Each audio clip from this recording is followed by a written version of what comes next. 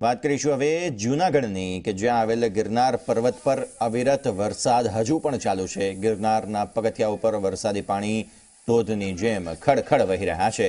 Exclusive તસવીરો આપને બતાવી રહ્યા છે ઝી 24 કલાક પર। વરસાદને ઝરણાઓનો આ પ્રવાસીઓ અનોખો આનંદ મેળવી રહ્યા છે, પરંતુ એક વાતનું ખાસ અહીં ધ્યાન રાખવું પડે કે આટલું પાણી જ્યારે વહી રહ્યું હોય તો આ ગિરનારના પગથિયા ચડવા ઉતરવા ખૂબ જ લપસી જવાય તેવી પરિસ્થિતિનો સામનો અહીં લોકો કરી રહ્યા છે। ફોન લાઈન પર જોડાયા છે સંવાદદાતા હનીફ ખોખર। હનીફ, ખાસ જણાવશો, જે રીતે તસવીરો અલગ અલગ ગિરનારની દરરોજ સામે આવે છે, આ ખૂબ જ અલગ પ્રકારના દ્રશ્યો, પરંતુ સાથે એ પણ ધ્યાન રાખવું પડે કારણ કે પાણી જે રીતે વહી રહ્યા છે, લોકો અહીંથી લપસી અને પડી પણ શકે તેમ છે।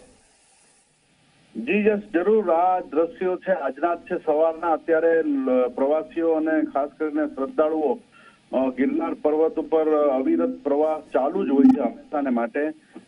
ત્યાં અંબાજી મંદિર, ગુરુ દત્તાત્રેય મંદિર, જૈન મંદિરો આવેલા છે। લોકો ખૂબ જ આસ્થાથી ગિરનારનું ચઢાણ કરતા હોય છે અને ઉપર સુધી પગથિયાઓ છે 9,999 પગથિયા, એમ કહેવાય છે કે નવા વખતથી આ પગથિયાઓ બનાવેલા છે અને કાળમીંડ પથ્થરમાંથી આ પગથિયાઓ બનાવવામાં આવ્યા છે અને વરસાદ પણ વરસી રહ્યો છે।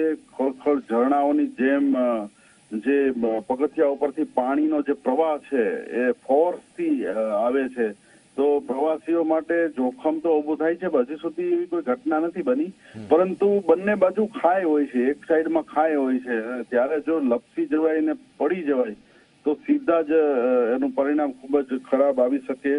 એટલા માટે સાવચેતી લોકોએ રાખવી જોઈએ અને લોકો એક તરફથી તો ખૂબ જ આનંદ ઉઠાવે છે। આપ દ્રશ્યોમાં જોઈ શકો છો કે કેવી રીતે ગિરનારના જે પહાડોમાં વરસાદ વરસે છે ને એમનું પાણી છે એ પગથિયા ઉપરથી એક ઝરણાની માફક વહી રહ્યું છે। લોકો એનો ખૂબ જ આનંદ ઉઠાવી રહ્યા છે।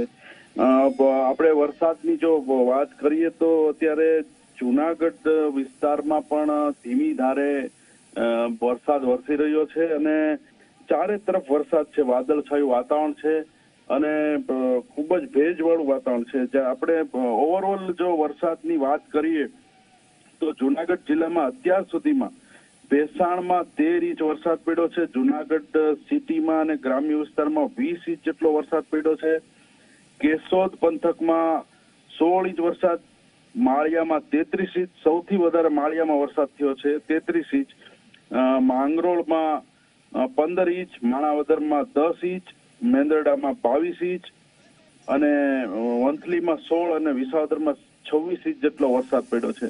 આ વરસાદના કારણે અત્યારે વરસાદે તંત્રની ઘણી જગ્યાએ પોલ પણ ખોલી નાખી છે।